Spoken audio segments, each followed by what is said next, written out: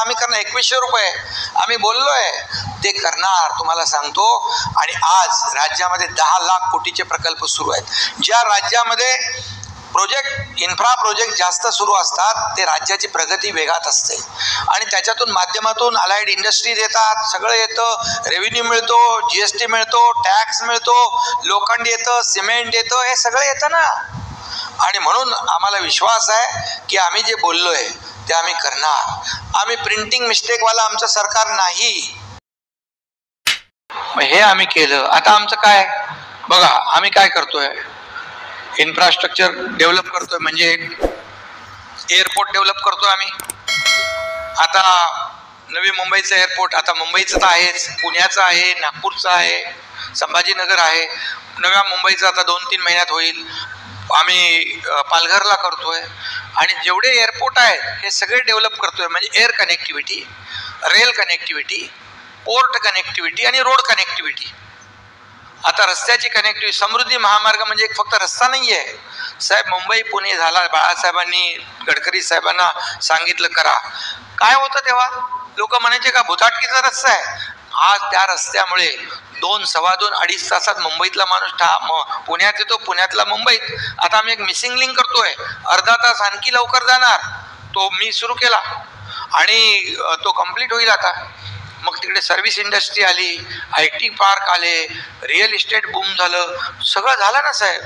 मग हे रस्ते, फक्त समृद्धी हायवे जो आहे नागपूर मुंबई, त्याला किती विरोध केला लोकांनी, पण आम्ही केला. देवेंद्रजी मुख्यमंत्री होते, मी त्या खात्याचा मंत्री होतो, आम्ही केला. तो अवघड असं काम केलं. आज तिथे इकोसिस्टीम तयार होते, नोड तयार करतोय आम्ही, तिथे लॉजिस्टिक पार्क करतोय, ॲग्रो टुरिझम होत आहे, ॲग्रो फूड प्रोसेसिंग युनिट होत आहेत, व्हॅल्यू ॲडिशन होईल, एक व्हॅल्यू ॲडिशन चेन करतोय आपण, शेतकऱ्यांचा उत्पन्नामध्ये ज्यादा फायदा, कोल्ड स्टोरेज चेन करतोय तिथं, तिथल्या जिल्ह्याप्रमाणे तिथं आम्ही त्याला प्रमोट करतोय. हे सगळं करतोय. आज हे सगळं पाहिजे. काय इंडस्ट्री येते आमच्याकडे, इंडस्ट्रीला काय पाहिजे, कनेक्टिव्हिटी पाहिजे, स्किल्ड मॅनपॉवर पाहिजे, इन्फ्रास्ट्रक्चर पाहिजे आणि परवानग्या फटाफट पाहिजे. पूर्वी लोक का जायचे निघून, आमचं काय. आता आम्ही आमचं काय नाही म्हणत, तुमचं काय, तुम्हाला काय प्रॉब्लेम आहे ते सांगा, तुम्हाला काय पाहिजे. माझ्याकडे काही उद्योगपती येतात डायरेक्ट, मी डायरेक्ट फोन करतो अधिकाऱ्यांना, याचं ताबडतोब काम झालं पाहिजे. एक तुम्हाला पुण्याचं उदाहरण सांगतो मी. एक नवरा बायको, पति पत्नी इंडस्ट्री वाले आले, म्हणाले हमारे यहाँ पर रोड ही नहीं बन रहा है. कितना बड़ा रोड है, बोले 3 किलोमीटर का. बोले वहाँ लोग नहीं करने देते, अभी हम लोग हमारी इंडस्ट्री शिफ्ट करते. मी अधिकाऱ्यांना सांगितलं तुम्हाला 2 दिवस देतो, 2 दिवसात तुम्ही काम चालू करा, नाही तर माझी सगळी मशिनरी घेऊन मी येतो तिथं, मी रस्ता करणार. झाला लगेच 15 दिवसात रोड कंप्लीट. आता शेवटी इंडस्ट्रीला तुम्हाला इन्फ्रास्ट्रक्चर द्यायला पाहिजे ना. पण हे सगळं होत असताना आपल्या इंडस्ट्रीला, मग औरंगाबाद असेल, चाकण असेल, पुणे असेल, एक मोठा प्रश्न गेल्या काही काळामध्ये भेडसावतोय, तो जागोजागचे माफिया जे तिथं खंडण्या वसूल करतात उद्योजकांकडून, आणि या खंडणीखोरांमुळं उद्योग जगत भयंकर परेशान आहे. त्याचं काय करणार आहे? डायरेक्ट जेलमध्ये टाकणार. कधी खंडणी मागितली की आतमध्येच. आता म्हणजे आता तुम्हाला सांगतो, जे उद्योजकांना त्रास देतील ते कुठल्याही पक्षाचे असू द्या, बिलकुल मुख्यमंत्र्यांनी पण सांगितलेलंच आहे, पण जे कोणी आमच्याकडे तक्रारी घेऊन येतात, प्रायोरिटी आम्ही त्या उद्योजकाला देतो. तिथं बाकी कोणाचं ऐकत नाही आम्ही, कारण शेवटी उद्योजकाला तुम्हाला वातावरण पाहिजे चांगलं, सगळ्या गोष्टी पाहिजेत. ज्याचा अधिकार आहे त्याला ते समजा तिथल्या स्थानिक लोकांना रोजगार मिळाला पाहिजे ते देतो ना आम्ही. पण जो उद्योजकांना त्रास देईल तो आमच्या सरकारमध्ये जेलमध्ये जाईल. शिंदे साहेब, हे सरकार जेव्हा सत्तेवर आलं, जेव्हा तुम्ही मुख्यमंत्री होतात, खूप वेगवेगळ्या प्रकारच्या इतक्या योजना तुम्ही आणल्यात, लाडकी बहीणपासून दवाखाना, शिवभोजन, खूप वेगवेगळ्या प्रकारच्या. आता जे दिसतंय त्या सगळ्या योजना एकतर बंद होत आहेत किंवा त्यांना कात्री लागतीये. आता त्याचं ॲनालिसिस करताना बातम्या अशा येतात की शिंदेच्या योजनेला ती बंद केली, ही योजना बंद केली, ती योजना बंद केली. हे काही तुमची मिलीभगत आहे की म्हणायचं की शिंदेच्या योजना बंद झाल्या, प्रत्यक्षामध्ये सरकारला त्या योजना राबवणं शक्यच नाहीये. त्याचा आर्थिक बोजा असा आहे की त्या राबवणं आता सरकारला आर्थिकदृष्ट्या परवडणारं नाही. त्यामुळं फक्त अशी बातमी होती आणि त्या माध्यमातून सरकार स्वतःची त्या योजनांपासून सुटका करून घेते. बघा, आम्ही जे बोललो ते करूनही दाखवलं. लाडकी बहीण योजना सगळे काय म्हणाले, चुनावी जुमला आहे. त्यांना वाटलं आता देणार, मग कोर्टात गेले, कोर्टाने त्यांना लफड दिली, वळवलं. आम्ही लाडकी बहीण योजना राबवली, 1500 रुपये देणं सुरू केलं. लेक लाडकी लखपती ती योजना सुरू आहे आमची.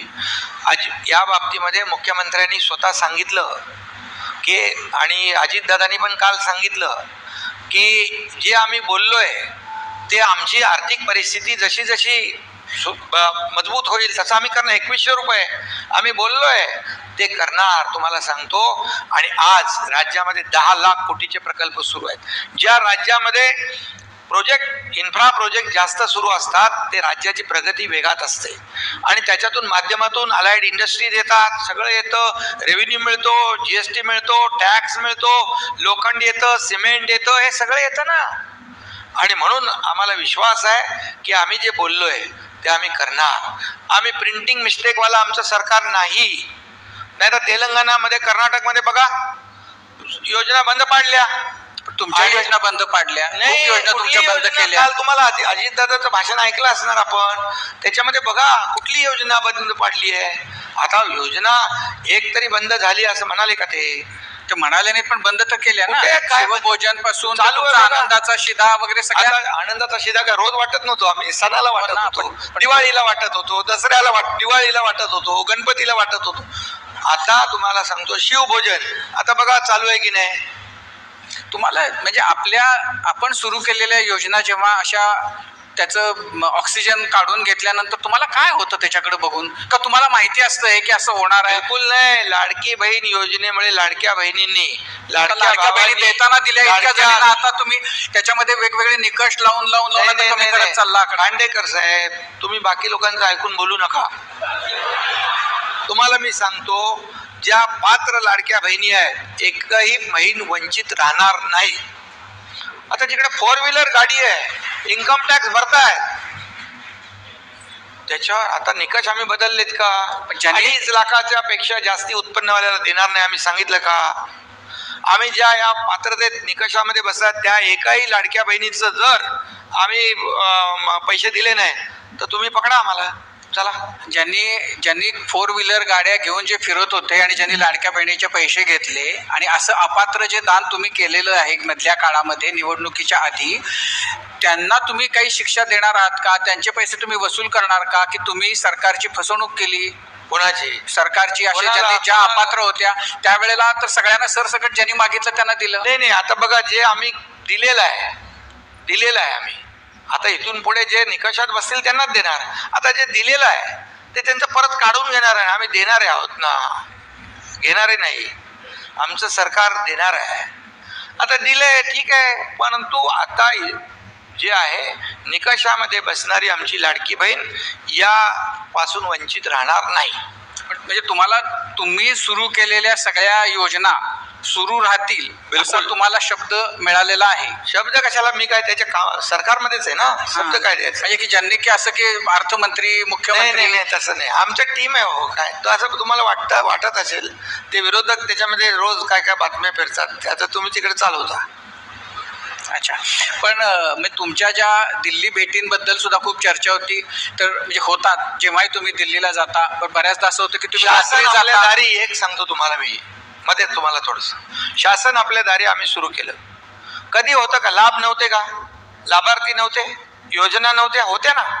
पण आम्ही डायरेक्ट शासन लोकांपर्यंत घेऊन गेलो आणि 5 कोटी लोकांनी त्याचा फायदा घेतला. छोटं मोठं म्हणजे दाखल्यापासून अगदी पॉवर टिलर पासून, ड्रोन पासून, ट्रॅक्टर पासून सगळे घेतले, घराची किल्ली सगळं घेतलं. 5 कोटी कमी संख्या नाही साहेब. आम्ही हे केलं त्याचं कधी तुम्ही काय चांगलं बोलणार की नाही? आता लाडकी बहीण मला असा प्रश्न आहे की अजितदादा जेव्हा तुम्ही मुख्यमंत्री होतात, म्हणून तुम्ही मुख्यमंत्री होतात तेव्हा अजितदादांचं तुमच्याबद्दल, तुमच्या योजनांच्याकडे बघण्याचा दृष्टिकोन आणि आताचा याच्यामध्ये काही फरक आहे का तसाच आहे तो? कधी म्हणजे अगोदर नाही काय नाही फरक. अगोदर जास्त प्रेमानं त्या सगळ्या मान्य होत होत्या, मंजूर होत होत्या, आता जरा आडेवेडे घेत होत आहेत. बघा काही नाही, अजितदादा अर्थमंत्री आहेत, ते काय म्हणाले, आम्ही राज्यातल्या जनतेच्या कुठल्या योजना बंद करणार नाही, पण सगळी सोंग आणता येतात, पैशाचं सोंग आणता नाही, ही वस्तुस्थिती आहे.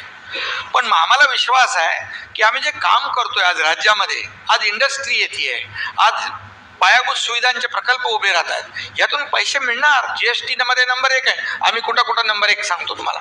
जीडीपी मध्ये महाराष्ट्र नंबर 1 आहे, एक्सपोर्ट मध्ये पहिला नंबर आहे, औद्योगिक उत्पादनात आपला पहिला नंबर आहे 13.8% एकूणच्या. जीएसटी संकलन जीएसटी मध्ये नंबर 1 आहे, स्टार्टअप मध्ये पहिला नंबर आहे, एफडीआय मध्ये आपण एकूण देशाच्या 30% आहोत.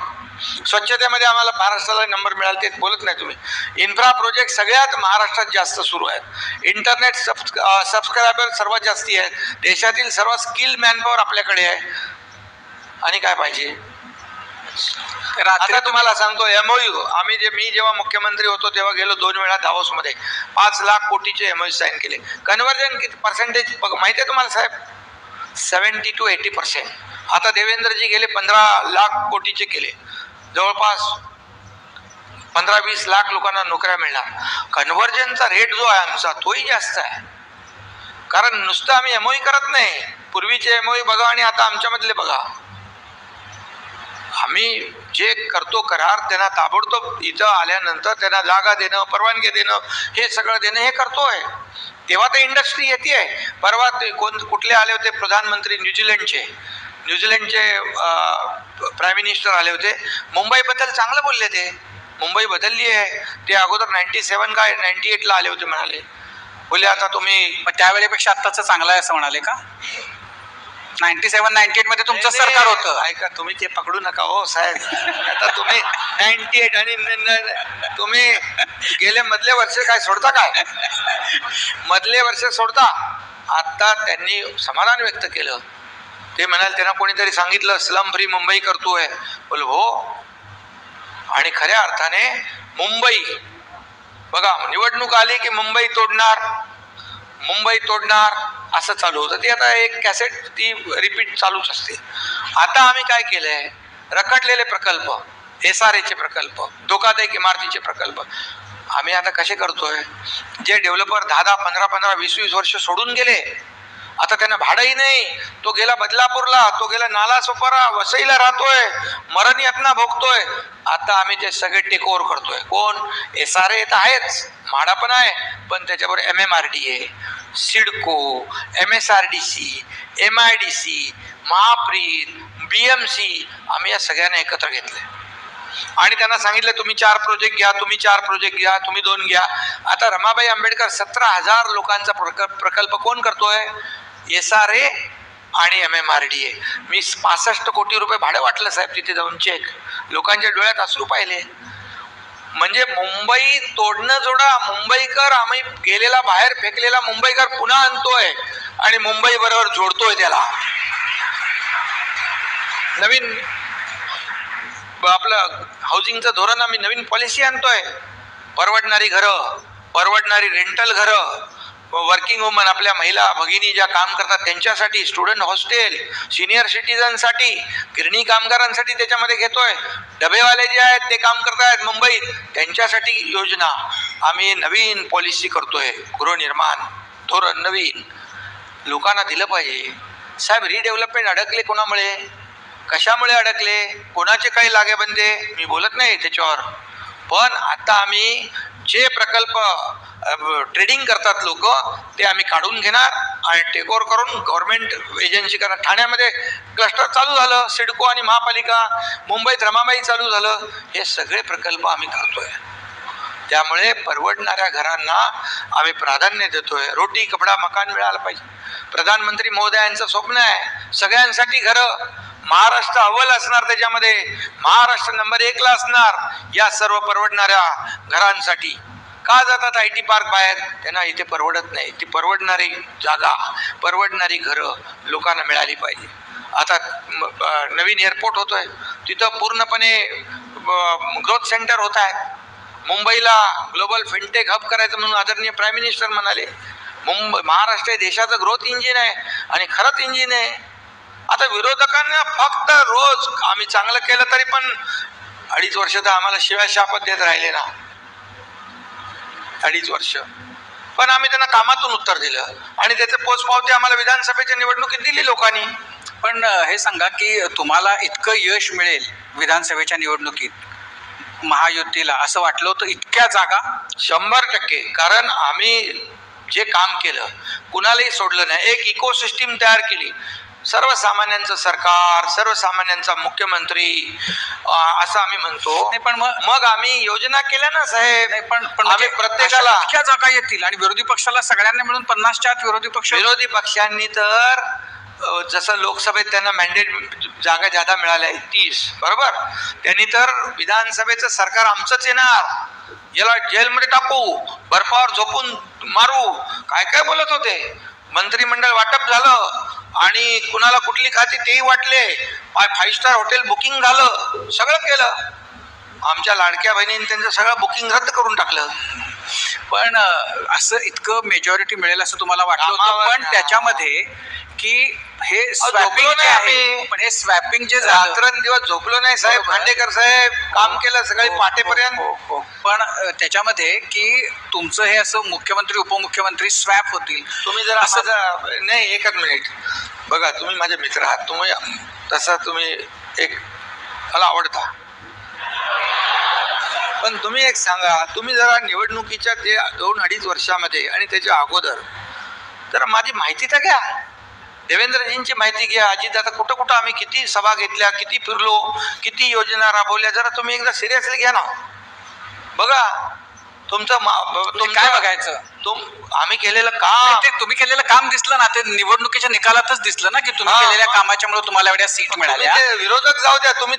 मी त्याच्यामध्ये हा प्रश्न विचारतोय की त्याच्यानंतर एवढं यश मिळाल्यानंतर तुम्हाला केव्हा कळलं की आपण मुख्यमंत्री होणार नाही आहोत?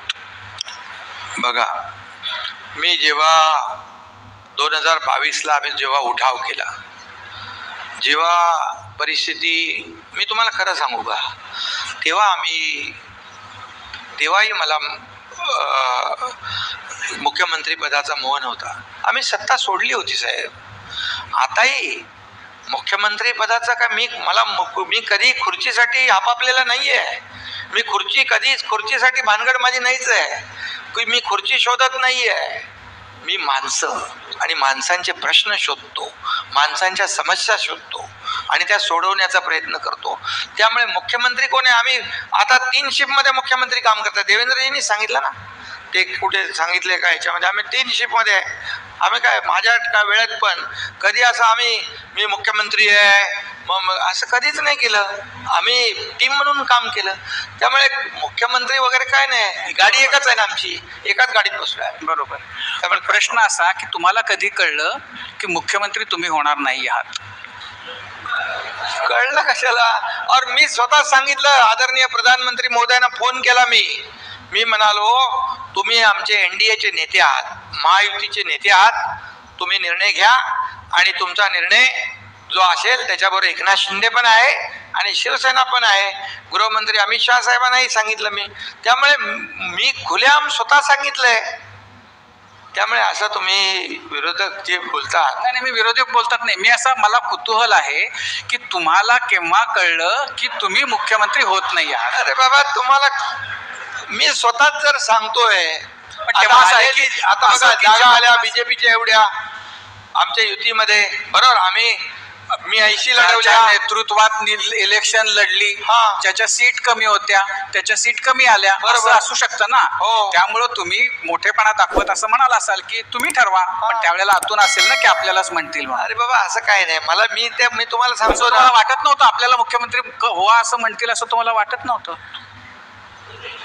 तुम्हाला नाही मुख्यमंत्री व्हावं असं वाटण्यासाठी किंवा मला मुख्यमंत्री मी झालो पाहिजे म्हणून मी काम नाही केलं.